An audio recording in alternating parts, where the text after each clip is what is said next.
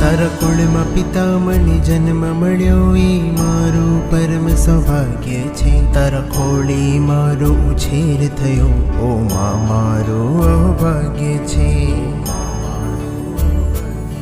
તારું નામ સદા દીપાવીશ હું, તારા સંસ્કારોને પાળીશ હું, તારી કુક્ષીને અજવાળીશ હું, તારી આંખોને ના ભીંદવીશ તું.